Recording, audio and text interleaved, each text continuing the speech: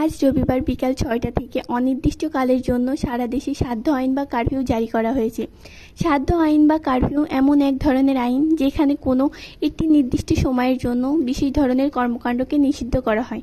সাধ্য আইনের অধীনে downtown San Francisco ২০২০ George Floyd বিক্ষোভের সময় জর্জিয়ার আটলান্টায় সশস্ত্র পুলিশ কারফিউ বলবৎ করেন।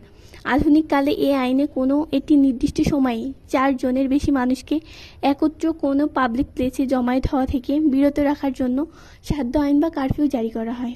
কোনো জায়গায় দাঙ্গা বা জনরোষ যখন ভয়ঙ্কর রূপে দেখা যায় আর পুলিশ সাধারণ জনগণকে নিয়ন্ত্রণ করতে অসমর্থ হয়, তখন এই আইন জারি করা হয়।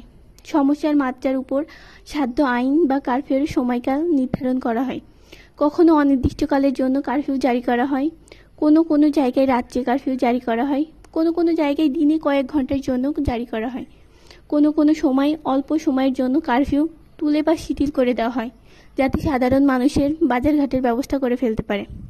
এই আইন জারি হলে সবাইকে বাড়ির ভিতরে থাকার আদেশ দেওয়া হয়ে থাকে। এই কারফিউ দেওয়ার কারণ হলো যেন কেউ ঘরের বাইরে জমায়েত হয়ে দল বেঁধে আবার কোনো অশান্তি বা বিশৃঙ্খলা সৃষ্টি করতে না পারে।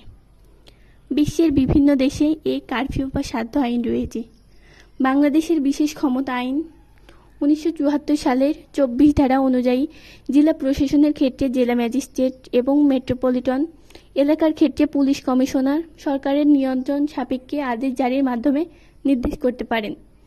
যে কোনো বিশেষ লিখিত অনুমতি ছাড়া কেউ ঘরের বাইরে যেতে পারবে না।